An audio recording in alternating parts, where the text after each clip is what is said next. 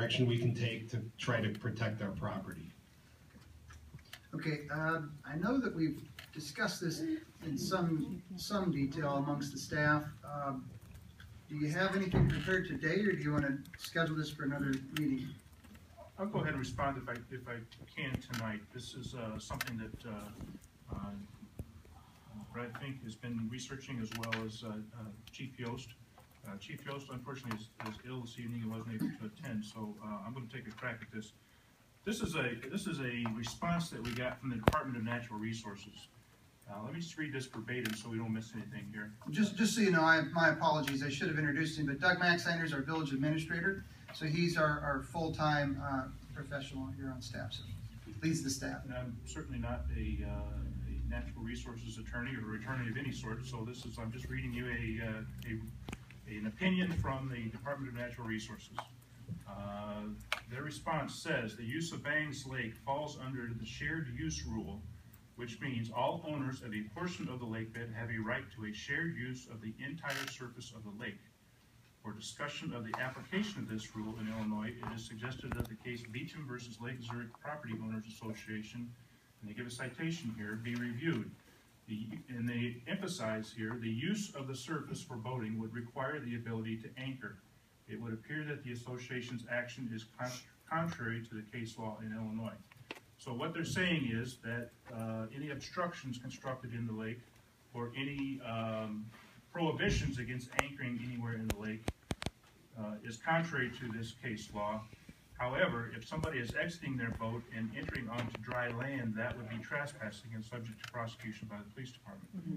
In addition, if anybody is, some of these complaints that we heard about the loud music, about the drinking, some of these other things in shallow water, again, I would encourage you to call the police department and have them address that right away so that you're not subjected to that. I just have another question. Maybe Mr. Magna can clarify. I guess I don't understand. If we own, my impression was we own so far out into the lake. So that, to me, is private property. I understand if they're floating on the water, that's not a big deal. We got that. But the problem is when they're anchoring and partying, then, we all like to party, that's not a problem, but they're encroaching on our residents' rights. We have residents that live on the corner, or right at the end of the point. There's no way they can have a barbecue on a warm Sunday afternoon because there's 5 or 6 boats out there. They're all enjoying themselves, but some of them get out of hand. They get out of the boat. They line their beer bottles up along the seawall.